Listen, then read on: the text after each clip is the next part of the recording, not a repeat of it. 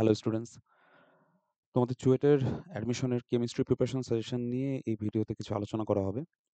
মূলত কোন টপিকগুলো ইম্পর্টেন্ট বা কিভাবে তুমি কেমিস্ট্রির ওই টপিক বা ওই চ্যাপ্টারটা পড়বে সেটা নিয়েই মূলত এখানে কথা বলা হবে। তো প্রথমে আসি তোমার হচ্ছে প্রথম পত্র। তো প্রথম পত্রে আমাদের শুরুতেই যে চ্যাপ্টারটা ছিল সেটা ছিল তোমার হচ্ছে গুণগত রসায়ন। তো গুণগত রসায়নে মোটামুটি তোমাদের দখল সবারই খুব ভালো। তো তোমরা প্রথমত যেই টপিকটাতে ফোকাস করবে সেটি হচ্ছে দ্রাব্যতা। তো দ্রাব্যতার যে ম্যাথগুলোতে ফোকাস করবে সেটা হচ্ছে তোমার ওই যে ১০০ গ্রামের যে কনসেপ্ট, যে দ্রাব্যতা যদি ৫০ বলে তাহলে আমরা ধরে নিই যে ১০০ গ্রাম দ্রাবকে তোমার ৫০ গ্রাম দ্রব্য আছে। এই কনসেপ্টে যে ম্যাথগুলো আছে, এটা সঞ্জিত স্যারের বইয়ে খুব ভালোভাবে দেয়া আছে। যদি কারো কাছে সঞ্জিত স্যারের বই থেকে থাকে তাহলে একটু দেখে নিবা। তারপর ধরো টেম্পারেচার বাড়লে বা কমলে কতটুকু দ্রব্য বের হয় বা কতটুকু দ্রব্যযুক্ত করতে হয় এরকম যে কনসেপ্টটা। এরপরে তোমার হচ্ছে দ্রাব্যতা গুণফল রিলেটেড,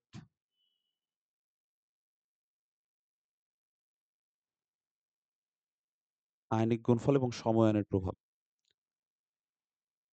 এখানে একটা জিনিস খেয়াল রাখবো যে সময়ায়নের প্রভাব সম্পর্কে খুব ক্লিয়ার একটা ধারণা রাখবো। যে সময়ায়নের প্রভাব মানে সময়ায়ন আছে এটা আমি কিভাবে বুঝবো? যে আমাদের ধরো CH4 আর ধরো HCl আছে। তোমাকে কেউ একজন জিজ্ঞেস করলো বা তোমাকে ধরো প্রশ্নেই বলল যে ধরো একটা HCl এর পাত্র আছে বা HCl এর তোমার হচ্ছে কনসেনট্রেশন বা KSP কিছু একটা দেয়া আছে। তোমার উপর থেকে CH4 এর একটা সলিউশন এড করা হচ্ছে। এখন ধরো আরো বলে দিল, ধরে নাও বলে দিল এর একটা কনসেনট্রেশন ও দিয়ে দিল। এখন তুমি চিন্তা করলা যে CH4 এ তো হাইড্রোজেন আছে, এখানেও তো হাইড্রোজেন আছে। তাইলে তো এখানে সময়ায়ন আছে। তো মূলত এখানে কিন্তু সময়ায়ন নাই। কারণ সময়ায়নের প্রভাব থাকতে হলে অবশ্যই ২ টাকে আয়নিক বা পোলার হইতে হয়। এই যৌগটা কিন্তু পোলার না। এই যৌগটা অপোলার। তাহলে এটা তো কোনো আয়নই ফর্ম করবে না। তাহলে সময়ায়নের প্রভাব থাকে কিভাবে? তো এই যে সময়ায়নের প্রভাবের প্রথমত যে প্রভাব থাকবে কেন বা প্রভাব আদৌ থাকবে কিনা এই বিষয়টা একটু ক্লিয়ার হয়ে নিবা। তারপরে সময়ায়নের প্রভাবের ম্যাথ করবা। দ্বিতীয়ত তোমার যে জিনিসটাতে ফোকাস করবা সেটা হচ্ছে তোমার আ সিরিজ যেগুলো আছে, বর্ণালী সিরিজ। বর্ণালী সিরিজের ক্ষেত্রে আমরা হাইড্রোজেনেরটা খুব ভালো পারি। অনেক সময় তোমার হচ্ছে সোডিয়ামের জন্য বলে বা ধরো ক্যালসিয়ামের জন্য বলে, তখন যেন বর্ণালী সিরিজের ম্যাথগুলো আমরা পারি। তারপর ধরো বামাস সিরিজ বা লাইম্যান সিরিজ এগুলোর জন্য মেক্সিমাম তরঙ্গদৈর্ঘ্য বা মেক্সিমাম এনার্জি বা মেক্সিমাম কম্পাঙ্ক এই বিষয়গুলো একটু ভালোভাবে দেখে নিবা। কোয়ান্টাম সংখ্যা খুব গুরুত্বপূর্ণ বলব না। কারণ কোয়ান্টাম সংখ্যা মূলত এমসিকিউ এর জন্য খুব ভালো টপিক। তারপরে কোয়ান্টাম সংখ্যা একটু হালকা দেখে নিবা। আ এরপরে যে টপিকটা গুরুত্বপূর্ণ সেটি হচ্ছে তোমার ধরো চিত্রগুলা একটু আঁকবা। পি অরবিটালের চিত্রগুলা, তারপরে তোমার ধরো ডি অরবিটালের চিত্রগুলা এটা একটু ভালোভাবে এঁকে নিবা বা প্র্যাকটিস করে নিবা। এছাড়া তোমার ধরো আমরা যে জিনিসগুলোকে একটু মিস করে যাই যেমন ধরো ব্যাসার্ধের যে ফর্মুলা আছে, তারপরে বেগের ফর্মুলা আছে, এনার্জির যে ফর্মুলা আছে, এই ফর্মুলাগুলো আমরা একটু কম দেখি। তো এই ফর্মুলাগুলো একটু দেখবা। দেখে যাবা যদি সরাসরি আসে তাহলে তো সরাসরি বসায় বের করে ফেলতে পারবা। এছাড়া তোমার ধরো আ আইআর যে রশ্মিটা আছে, আইআর রশ্মির কিছু কাজ আছে। নিয়ার আইআর এর কাজ কি? ফার আইআর এর কাজ কি? বা মিডল আইআর কোন কাজে ব্যবহৃত হয়? অর্গানিক যে যৌগগুলো আছে সেগুলো কার্যকরী মূলক শনাক্তকরণে। তো এই যে বিষয়গুলো এগুলো একটু দেখবা আইআর এর ক্ষেত্রে। এছাড়া ধরো মডেল বা ইলেকট্রন, প্রোটন এই বিষয়গুলো খুব গুরুত্বপূর্ণ আমি বলব না। ঠিক আছে? তো এখানে এই বিষয়গুলোই ভালোভাবে দেখবা গুণগত রসায়নে। এবং গুণগত রসায়নের ক্ষেত্রে মূলত তুমি প্রথমত ফলো করবা কোশ্চেন ব্যাংক। দ্বিতীয়ত ম্যাথের জন্য মানে এখানে যে ম্যাথমেটিক্যাল টপিক আছে সেটার জন্য সঞ্জিত স্যারের বই দেখতে পারো যদি কারো কাছে থেকে থাকে। প্লাস হাজারী স্যারের বই অথবা তোমার কাছে যদি আরো অন্যান্য রাইটারদের বই থাকে, অবশ্যই তুমি ওই বই থেকে তোমার হচ্ছে ম্যাথগুলা একটু পড়বা। আর কোশ্চেন ব্যাংক অবশ্যই ওই বুয়েট, রুয়েট, কুয়েট, চুয়েট, বুটেক্স এই কোশ্চেন ব্যাংকগুলো এমআইএসটির বা আইওটি এগুলা কোশ্চেন ব্যাংক একটু ভালোভাবে দেখে নিবা যে কি কোশ্চেন আসছে। এরপরে ধরো পর্যায়বৃত্ত রসায়ন বা 3rd চ্যাপ্টার আরকি। তো আমাদের যে 3rd চ্যাপ্টারটা আছে, তো 3rd চ্যাপ্টারে আমি মূলত ফোকাস করব কিসে? মূলত ফোকাস করব হচ্ছে হাজারী স্যারের বই থেকে বক্স কোশ্চেন গুলো আমি দেখব ভালোভাবে। তাহলে হাজারি স্যারের বইয়ের তোমার হচ্ছে বক্স কোয়েশ্চেনগুলা খুব ভালোভাবে দেখে নিবা। এট লিস্ট একবার হইলেও রিডিং দিবা। কারণ এখান থেকে কোয়েশ্চেন আসার চান্স প্রায় 100% এর কাছাকাছি। মানে এখান থেকে কোয়েশ্চেন আসবে, তুমি এটা সিওর থাকতে পারো। দ্বিতীয়ত ফোকাস করবা সংকরণে। সংকরণের ক্ষেত্রে জটিল আয়নে মানে জটিল যৌগের সংকরণ, নরমাল যৌগের সংকরণ, প্লাস তাদের আকৃতিটা কেমন হবে, কোনটা অষ্টতলকীয়, কোনটা চতুস্তলকীয়, কোনটা তোমার হচ্ছে ত্রিভুজাকার দ্বিপিরামিডীয়, এই বিষয়গুলো একটু ভালোভাবে দেখবা। এই ছাড়া তোমার হচ্ছে ধরো উম সন্নিবেশ সংখ্যা নিয়ে তেমন কোনো চিন্তা নাই। এগুলো আসলে এমসিকিউ টপিক। তো হাজারী স্যারের বক্স করতেছো, সংকলন আকৃতি করতেছো। এই ছাড়া একটু ফাজানের নীতিটা একটু দেখে নিবা। ফাজানের নীতি থেকে ওই যে গলনাঙ্ক কার বেশি, স্ফুটনাঙ্ক কার বেশি, বা তোমার হচ্ছে কাদের মধ্যে বন্ধনটা বেশি, কোনটা ভালো অ্যাসিড, কোনটা খারাপ অ্যাসিড। এমন নানা ধরনের কোশ্চেন ফাজানের নীতি দিয়ে ব্যাখ্যা করা যায়। এছাড়া বিভিন্ন হচ্ছে ধর্মগুলো আছে, পর্যায়ভিত্তিক ধর্ম, যে বাম থেকে ডানে গেলে বাড়ে বা কমে, বা ধরো কোনটা বেশি কোনটা কম, নাইট্রোজেন আর অক্সিজেনের মধ্যে কেন কম কেন বেশি, বা সিকোয়েন্সটা সাজায় সাজায় লিখতে বলতে পারে। তো ধর্মগুলো একবার দেখে নিবা। আর অবশ্যই এইটা কিন্তু সবচেয়ে ইম্পর্টেন্ট এখানে। তো এটার তুমি পড়ার ক্ষেত্রে অবশ্যই হাজারি স্যারের বই থেকে তুমি হচ্ছে বক্স কোশ্চেন গুলা পড়তেছো। এটা হচ্ছে তোমার ফার্স্ট প্রায়োরিটি, হাজারি স্যারের বই। সেকেন্ড প্রায়োরিটি হচ্ছে তোমার কোশ্চেন ব্যাংক গুলা। কোশ্চেন ব্যাংক যেগুলো আছে খুব ভালোভাবে সলভ করবা। এক্ষেত্রে অনেকে প্রশ্ন করো যে তোমার হচ্ছে বিভিন্ন যে যৌগের সংকেত, এগুলা কি আসবে কিনা? তো বিভিন্ন যৌগের সংকেত ধরো কিছু যৌগ আছে তোমাদের বইই নাই। যেমন ধরো তোমার ১৬-১৭ সেশনের আগে অনেক কোশ্চেন-টোশ্চেন আসছে। খুব অদ্ভুত কিছু সংকেত। তো যেমন ধরো আকরিকের সংকেত। এগুলা কিন্তু তোমাদের বইয়ে এখন খুব কম আছে। সো ১৬-১৭ সেশনের পরে যেগুলা আসছে সেগুলা তাও একটু দেখতে পারো। সংকেত-টংকেত। বাট তার আগে আমার মনে হয় না দেখা দরকার আছে। আর কেউ যদি দেখে থাকো তাহলে খুব ভালো, তাহলে আগায় আসো। যদি এসে যায় তাহলে সেক্ষেত্রে পারবা। এরপরে 4th চ্যাপ্টার রাসায়নিক পরিবর্তন। তো রাসায়নিক পরিবর্তনে তুমি প্রথমত ফোকাস করবা হচ্ছে কেপি, কেসি আর এর রিলেটেড কিউপি, কিউসি তে। তো কিউপি, কিউসি সম্পর্কে যদি ভালোভাবে লিখতে চাও তখন কিন্তু লার সাথে লেয়ারের নীতিটা একটু খেয়াল রাখতে হবে। তো কেপি, কেসি এর বিষয়টা একটু ভালোভাবে দেখবা। যে ম্যাথগুলা বইয়ে আছে হাজারী স্যারের বইয়ে বা সঞ্জিত স্যারের বইয়ে সেই ম্যাথগুলা একটু দেখবা। এটা মেইন বই দেখলেই অনেক ভালোভাবে হবে আরকি। আ দ্বিতীয়ত দেখবা হচ্ছে আরহেনিয়াসের যে সমীকরণ লন K2/K1 এর যে জায়গাটা, তোমার হচ্ছে আর জাস্ট হচ্ছে তোমার কি ছিল এখানে উপরে? EA/R 1/T1 - 1/T2। তো এই যে বিষয়টা। তো এই রিলেটেড যে ফর্মুলাটা আছে সেটা দিয়ে ২-৪ টা ম্যাথ করে দেখবা। তৃতীয়ত তোমার হচ্ছে দেখবা হচ্ছে তোমার পিএইচ, সবল, দুর্বল, মিক্সচার, বিশেষ করে মিশ্রণেরটা এখানে বেশি ইম্পোর্টেন্ট। আর চতুর্থত ইম্পোর্টেন্ট হচ্ছে বাফার। বাফার সংক্রান্ত সকল কোশ্চেন দেখবা। বাফারের তোমার হচ্ছে পিএইচ, বাফার কিভাবে কাজ করে, বাফারের ক্ষমতা কিরকম, আমাদের শরীরে কোন ধরনের বাফার আছে, এই বিষয়গুলো দেখবা 4th চ্যাপ্টার থেকে। এবং 4th চ্যাপ্টারের ক্ষেত্রে তোমার হচ্ছে প্রথমত দেখবা কোশ্চেন ব্যাংক, কোশ্চেন এনালাইসিস করে ফেলবা বা ভালোভাবে সলভ করবা। তারপরে তোমার হচ্ছে বই, যে বইটা তোমার কাছে আছে, সেই বই থেকে ম্যাথটা দেখে ফেলবা। 5th চ্যাপ্টারে তোমার হচ্ছে প্রিজারভেটিভ আছে। কারো যদি মানে অনেক পড়াশোনা হয়ে থাকে অন্যান্যগুলা ভালোভাবে, তাহলে তারা একটু প্রিজারভেটিভ এর সংকেতগুলা মুখস্থ করবা। ঠিক আছে? প্রিজারভেটিভ এর সংকেতগুলা ভালোভাবে মুখস্থ করে ফেলবা। সেকেন্ডলি তোমার হচ্ছে ভিনেগারের যে প্রস্তুতি ওইটা তো অল্প। তো ভিনেগারের ওই প্রস্তুতিটা কিন্তু ভালোভাবে দেখে নিবা। কারণ এটাতে কিন্তু আসার চান্স ভালো। আসতেও পারে। আর এইটার ক্ষেত্রে তুমি হচ্ছে প্রথমত মেইন বই থেকে তোমার হচ্ছে এই ২ টা জিনিস দেখে নিবা খুব ভালোভাবে। তারপরে একটু কোশ্চেন ব্যাংকে ঢুকে তোমার এই ২ টা টপিকের উপর কি কোশ্চেন আসছে, এই সংকেতগুলোই আসছে বা রিঅ্যাকশনটাই আসছে। এগুলা একটু দেখে নিবা। 2nd পেপারের জন্য ১ম যে তোমার হচ্ছে অধ্যায়টা আছে পরিবেশ রসায়ন। তো এই পরিবেশ রসায়নে তুমি যেটা পড়বা সেটা হচ্ছে তোমার বয়েল চার্লস আর তোমার হচ্ছে যে লুসাকের চাপীয় সূত্র-টুত্র এগুলা যেগুলা আছে বা অ্যাভোগাদ্রোর ফর্মুলা, এই আহ যে জিনিসগুলো আছে, বল চাষের ফর্মুলাগুলা, এই ফর্মুলা রিলেটেড তুমি হচ্ছে ম্যাথ যেগুলা বইয়ে আছে, উদাহরণের ম্যাথগুলো একবার দেখে ফেলবা। দ্বিতীয়ত, তুমি আংশিক চাপ দেখবা, ডাল্টনের আংশিক চাপের যে ফর্মুলাগুলা, এখানে একটু খেয়াল রাখবা যে আমাদের আংশিক চাপের যে ফর্মুলাগুলো আমরা ইউজ করি, সেখানে কিন্তু এই যে P1 V1 plus P2 V2 is equal to PV যে লিখি, টেম্পারেচার কিন্তু একই থাকে। কারণ টেম্পারেচার যদি ভিন্ন হয় তাহলে কি হবে? তো এই বিষয়টা একটু ভালোভাবে দেখবা।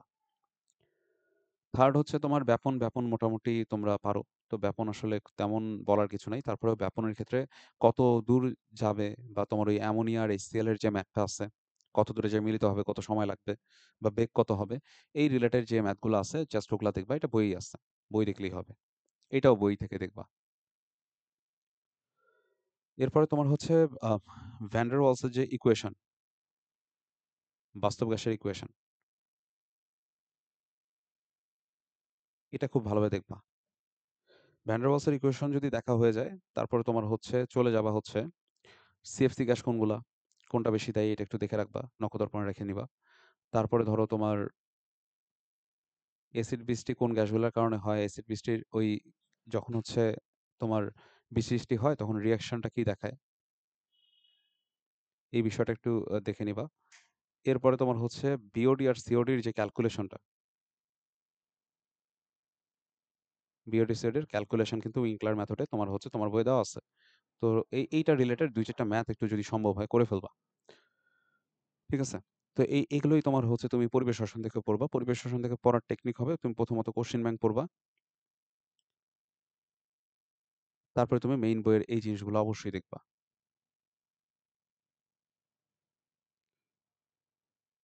2nd চ্যাপ্টার, এটা একটা ম্যাসিভ চ্যাপ্টার, জৈব যৌগ। তো এটা নিয়ে অনেকের ভয়ভীতি আছে। তারপরে আমি এখানে একটু শর্ট করার ট্রাই করব যে তোমার কোন টপিকগুলো তোমার না পড়লেই না, পড়া উচিত। একটা বার হইলেও দেখা উচিত। ১ম প্রায়োরিটি আমি দিব নামধারী বিক্রিয়াকে। তোমার ১ম কাজ হবে নামধারী বিক্রিয়াগুলোকে নোট করে ২-৪ বার লেখা। তো ধরো তোমার নামধারী বিক্রিয়া হইছে, তুমি এটা মোটামুটি পারো। এরপরে তুমি চলে যাবা যে তোমার হচ্ছে অ্যালকিন এর যে ওজনের রিঅ্যাকশনটা আছে, অ্যালডিহাইড কিটোন তৈরি হয়, ওই রিঅ্যাকশনটা রিলেটেড কোশ্চেনগুলা দেখবা। তারপরে দেখবা কি? তারপরে দেখবা তোমার হচ্ছে গ্রিগনার্ড থেকে কিভাবে বিভিন্ন ডিগ্রি অ্যালকোহল তৈরি করা যায়। Degree alcohol ২ degree, ৩ degree, ১ degree, এটা একটু দেখবা। চতুর্থত দেখবা তোমার হচ্ছে আম ধরো বিভিন্ন প্রস্তুতি। যেমন ধরো টিএনটি প্রস্তুতি, ডেটল প্রস্তুতি, প্যারাসিটামল প্রস্তুতি, অ্যাসপিরিন প্রস্তুতি,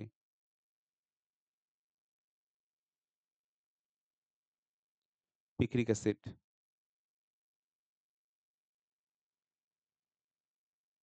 এই বিষয়গুলো একটু দেখবা। দেখার পরে তোমার হচ্ছে তুমি যদি নামকরণ পারো, তাহলে নামকরণটা একবার রিচেক দিয়ে নিবা। এটা কোশ্চেন ব্যাংক থেকে দেখলেই চলবে, বই না দেখলেও চলবে। তো নামকরণটা একবার দেখে নিবা। নামকরণ ধরো তোমার দেখা হইছে। এরপর তুমি দেখবা হচ্ছে সমাণু। যে সমাণু থেকে কি কোশ্চেন আসছে। এগুলা তুমি হচ্ছে এই যে এই টপিকগুলা তুমি হইতেছে কোশ্চেন ব্যাংক থেকে দেখবা। বইয়ে দেখতে পারো, বাট আমি সাজেস্ট করব যে কোশ্চেন ব্যাংকটা ভালোভাবে দেখো। কোশ্চেন ব্যাংকে কম আছে। তো তোমার এটা একটু মানে সলভ করতে শান্তি লাগবে যে আচ্ছা কম, বা সময় কম লাগবে আরকি। তো এগুলা হচ্ছে একদম শর্ট কিছু টপিক। মানে তুমি এগুলা করবা। এগুলা করলে তোমার কিছু তোমার হচ্ছে লাইক কিছু কমন আসবেই, অবশ্যই আসবে। এছাড়া যদি কেউ এই ধরো এই ৬ টা পরে যদি আরো কেউ কিছু করতে চাও, তাহলে সেই ক্ষেত্রে তুমি ধরো করতে পারো হচ্ছে আম রেজোন্যান্স এর যে পিকচার গুলা আছে, রেজোন্যান্স এর পিকচার গুলা দেখবা। তারপরে ধরো মার্কোনিকভ এর নীতি, অ্যান্টি মার্কোনিকভ বা খারাস। তারপর দেখবা হচ্ছে সাইজেফ, E1 E2, সাইজেফ, তারপরে তোমার E1 E2, SN1 SN2,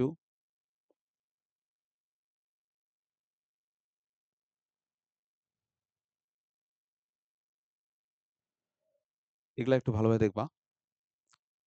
আরো যদি কিছু করতে চাও তাহলে তোমার হচ্ছে আ বিভিন্ন জিনিসের পার্থক্যসূচক বিক্রিয়াগুলা দেখবা।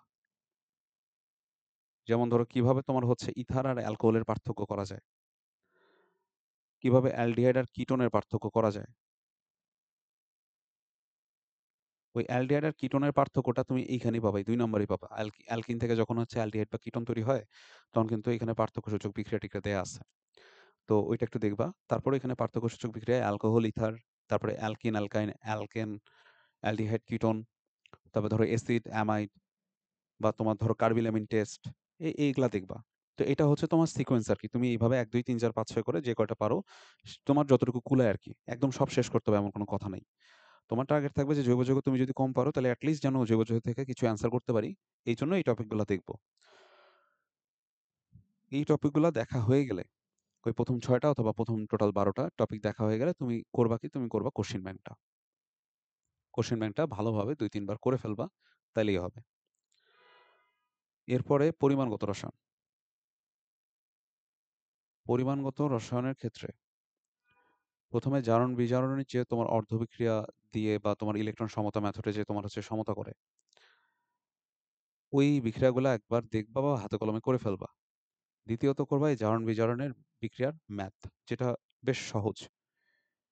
তৃতীয়ত আয়োডোমিতি, আয়োডিমিতির রিলেটেড ২-৪ টা ম্যাথ পাবা। ওইটাও ওই জারণ-বিজারণের আন্ডারে পড়ে। তারপরেও এক্সেস ভাবে একটু দেখে নিবা। দেন টাইট্রেশন এর যে জায়গাটা, ওইটা থেকে কি কোশ্চেন আসছে এটা কোশ্চেন ব্যাংক থেকে দেখে তারপরে সেগুলা করবা। চতুর্থত হাজারী স্যারের বইয়ে কিছু আ তোমার হচ্ছে ম্যাথ আছে এরকম যে ক্যালসিয়াম কার্বনেট আর ম্যাগনেসিয়াম কার্বনের মিশ্রিত অবস্থায় আছে। তার সাথে HCl যুক্ত করা হইছে। এত লিটার যদি কার্বন ডাই অক্সাইড এত টেম্পারেচারে তৈরি হয়, তাহলে কতটুকু ক্যালসিয়াম কার্বনেট ছিল, কতটুকু ম্যাগনেসিয়াম কার্বনেট ছিল। তো এরকম এই বিক্রিয়া রিলেটেড কিছু ম্যাথ আছে। এই ম্যাথগুলো তুমি বই থেকে দেখবা। এটা বই থেকে করলেই যথেষ্ট। এছাড়া কিছু মোলের ম্যাথ আছে। মোলের ম্যাথ তুমি নরমালি পারবা।